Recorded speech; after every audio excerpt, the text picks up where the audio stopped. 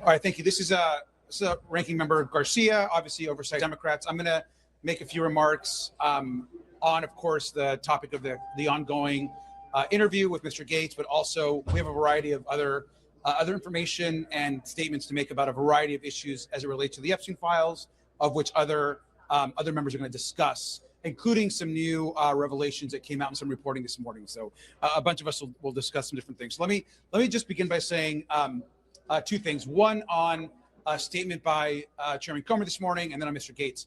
Just want to begin by reiterating that earlier today, Chairman Attorney General in front of the Oversight Committee.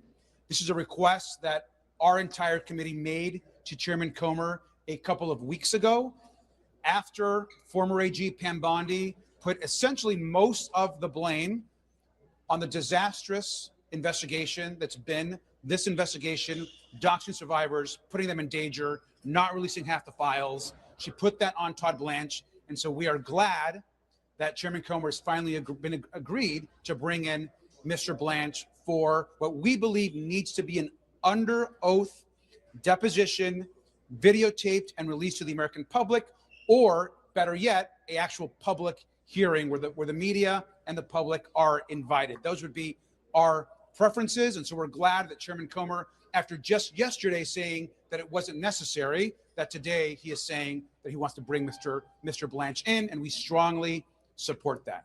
Secondly, as relates to Mr. Gates, first, it's important to note that this interview is ongoing, so we'll be here throughout the afternoon. So far, Mr. Gates has been cooperative in answering our questions. We have said we want to talk to anyone.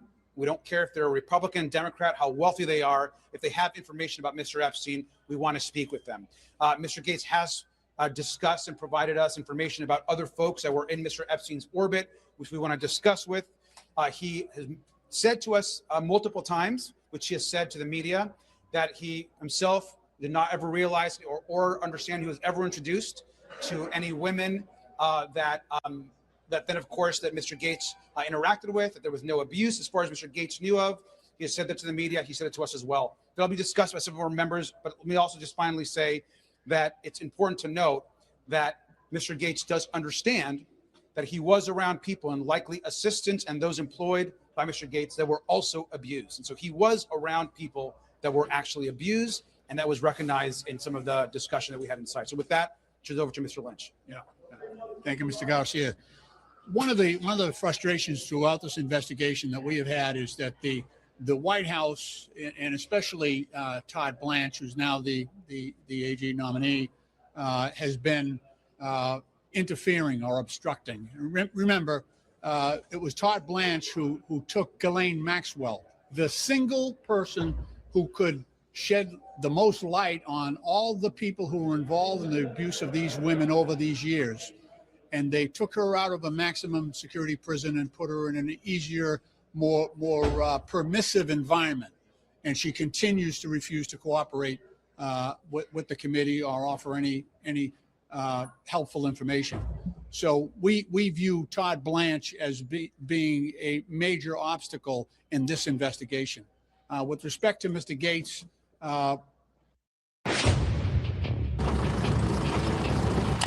Building.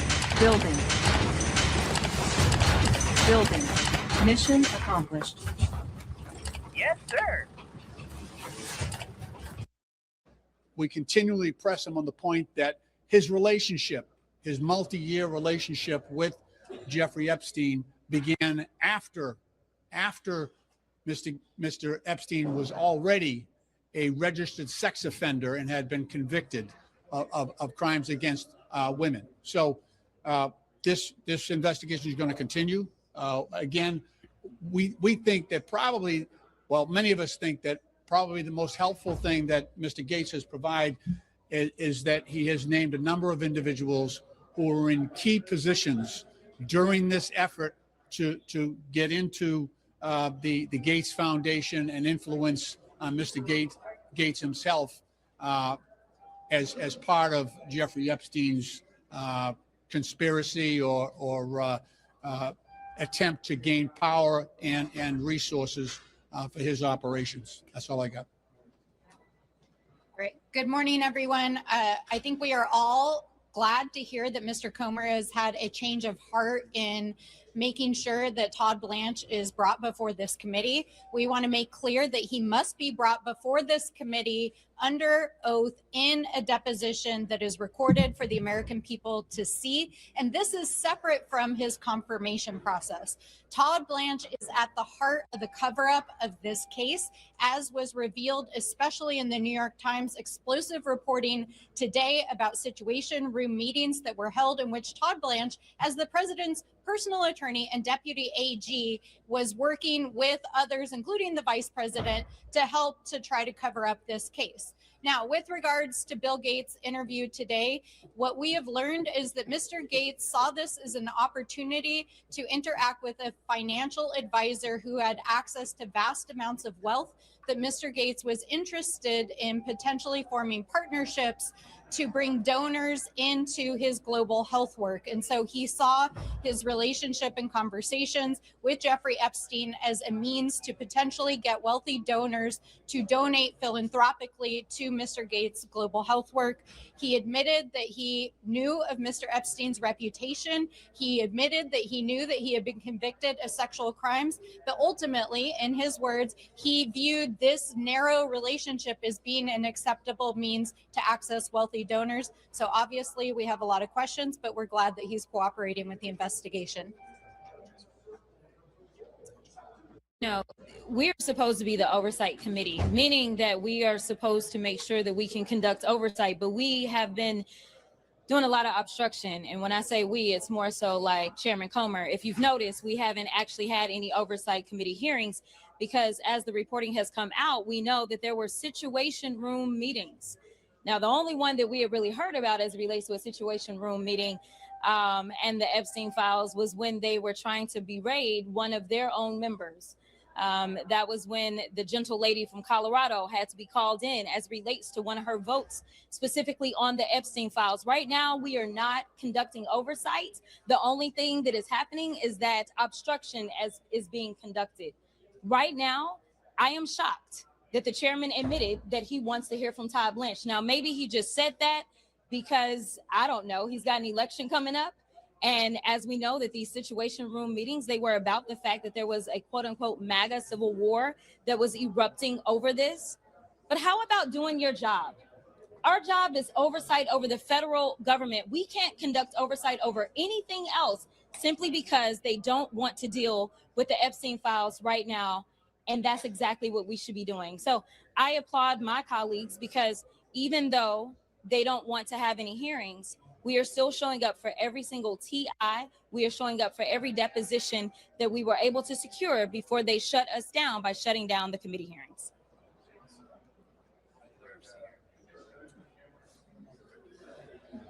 Thank you, Emily Randall from Washington State. I am grateful that Mr. Gates has been forthcoming and cooperative in answering questions, but I think some of his answers show us that many of the men who engaged with Jeffrey Epstein only saw what they wanted to see in their interactions. Mr. Gates has said that he didn't see any abuse. And we know that some of the women who were present working for Mr. Epstein, who were at meetings, who were on planes, were being trafficked and being abused. Maybe not in front of Mr. Gates's eyes, not in front of the eyes of many people, but we've seen men willing to turn away, to not accept what we now know is happening. And so our work is to continue asking questions, both of Mr. Gates and anyone who was present with Mr. Epstein, but also to make sure that we hold ultimately accountable Todd Blanche and this administration for the massive cover-up and find true justice and truth for these survivors. I dare you to let me build you a completely free e-commerce store preloaded with on Gates today, there's been a lot of apologies from him. He's sorry that he associated with Jeffrey Epstein so much. Jeffrey Epstein was able to use Gates's name in order to project power and influence. But in the end, what's done is done, and what happened happened. And Jeffrey Epstein associated with people like Bill Gates because he wanted to use their names and reputations. And Bill Gates thought that Jeffrey Epstein was a ticket to getting more money to his foundation. That's why they associated. And so we're going to hear more from him today. On Todd Blanche, he has to come in and he has to testify under oath before a committee. I have serious concerns that some of the things that Pam Bondi said to us was misleading at best, if not untruthful, based on the reporting today. We asked her straight up whether Donald Trump's name was flagged when they were going through the files and whether they were looking for his name and trying to protect Donald Trump through the process. It seems like that was the case, but she told us she didn't recall. Even if you say you didn't recall to our committee, that is lying if you do recall. And so we have more questions now for the Department of Justice and certainly for Todd Blanche. There has long been two different systems of justice in this country, one for the very rich, powerful, and well-connected in the Epstein class, and another for everybody else. And that's what today's testimony and so many others have made very clear. We know that over the course of decades, countless women came forward to the FBI and to the Department of Justice and reported rape and abuse at the hands of Jeffrey Epstein. Yet even after 2008, even after that sweetheart plea deal, when people knew that he was a registered sex offender, his proximity to power, his proximity to so many important, rich, and powerful people legitimized him. And surrounding himself and being able to continue surrounding himself with those types of people allowed him to abuse so many other young girls, children, and women for years to come. This is the system that we have to change and fundamentally transform. Look at right now, Congress has had to step in because the Department of Justice refuses to do its job. So I think that the most important thing moving forward is for us to continue this investigation. But we know from what has come forward through these testimonies and interviews, but also through the expose today about the White House cover-up, that we will have to do all of these interviews again under oath in front of the American people, and we will have to go after people like Todd Blanche, like Pam Bondi, and like Donald Trump himself, who have enabled and perpetrated this cover-up. So we have to make sure we prosecute the people who were part of the crimes and investigate those, but also prosecute for the most egregious cover-up in American history. Any questions so far on the? So in the Epstein files, there's some pretty explosive, unverified allegations related to Bill Gates. Specifically, there's some draft emails where Jeffrey Epstein supposedly was writing to himself. They were never sent.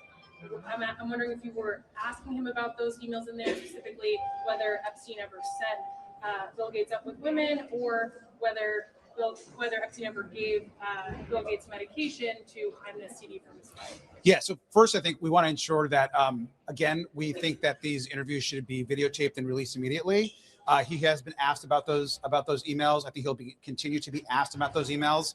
I think what we can say right now is that Mr. Gates does believe that Mr. Epstein would write emails that were oftentimes untrue. I think he spoke to that in some of the questioning, that he denies obviously some of those claims, and that he felt that Mr. Epstein would write emails to himself and just say things that were not true or didn't happen as Mr. Gates remembers them. And so I think to answer that question, Mr. Gates also was very clear that he was never introduced to women or girls or anyone underage by Mr. Epstein, and he made that clear multiple times.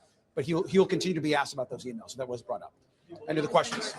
It sounds like one of the big things today is that Gates has named other individuals in Epstein's orbit. Are these individuals with the Gates Foundation? Are these other high-profile businessmen? Can you categorize? Yeah, I think that he did mention a few names of folks involved within the Gates Foundation or the Gates orbit that we're interested in speaking with. He also reiterated some names of folks that we have heard before. I'll just say, for example, Larry Summers, of which he was involved with in other meetings with Mr. Epstein or other activities, who we haven't spoken with. And look, Mr. Summers is someone that this committee has not had a chance to speak with, that we would like to speak with. It seems that his name continues to come up as someone that was fairly close to Epstein. And so that was an example of some of the names that Mr. Gates is giving us that we want to continue and to hear from and answer questions. Go ahead in there. One of your colleagues had come out earlier and said, several of you have said that, I'll stand up, that he's cooperating. One of your colleagues said that he was a bit combative as well. So is it both that he's cooperating or combative? Is he talking in short sentences? What exactly is the I think any witness on occasion is going to be a little combative. He is pushing back on certain things. I think you'll see that in the transcript. But he's answering the questions. And so I think that I think he is being cooperative in answering the questions, but he's certainly pushing back. I think that one thing that you've heard pretty often is that Mr. Gates was aware that Jeffrey Epstein had been convicted and for a horrific crime and continued to interact with him to seek money for his foundation. And I think that obviously, I think we would agree was a horrific judgment call. It's not something that I think the average person thinks was something that somebody should be doing, and that's something I think that Mr. Gates has to atone for, and certainly he's doing that through his foundation and his family. And then to follow up on that, did he explain why he continued to pursue? Tom Ogle drove 200 miles on only 2 gallons of gasoline. Royal Raymond. Donors. Does anyone else want to answer that question? Or go ahead. Well, this is actually the question line that I pressed primarily with Mr. Gates on. The language that he used is that in spite of knowing Mr. Epstein's reputation, he saw a narrow role for accessing potential donors for his global health initiatives. And so when I asked him, are you saying that the ends justified the means? He said, well, that's probably too strong of language, but I felt that getting billions of dollars for global health was worth it. One of the other aspects of this was that there were people within the Gates Foundation who worked for Bill Gates who were steering Epstein into his orbit and actually allowed him to have greater credibility than he otherwise should have had. That's right. Any final questions? Yeah. Yes. Okay, we're going to wrap this up. So yeah. Can you explain why this is a closed door testimony? Isn't this something that the American public would be interested in and want? Yeah, we agree. Well, I mean, let's be really clear. We want public hearings. We want this videotaped. We want these under oath. We want these released to the American public. But that's a decision that Chairman Comer and the majority get to make by being in the majority. And we think it's very unfortunate this continues. It's got to end. We should be opening these to the American public. And we're gonna take one last question, then we're gonna wrap this up. Did you remember your question? Okay. In his opening statement, Gates alleged that there was blackmail happening. Essentially, Epstein was leveraging information about his extramarital affairs to put pressure on him. Do you believe that? Is there evidence for that? And then do you think that's a pattern with other wealthy people? Yeah, sure. I think there are elements of that. Yes, I think that that there were a couple of extramarital affairs that Epstein found out about from close associates of Mr. Gates, and we're not sure exactly who. He has his suspects. We also have ideas about who it might have been, but that definitely was an influence, and it was a pressuring method, a lot like with Les Wexner.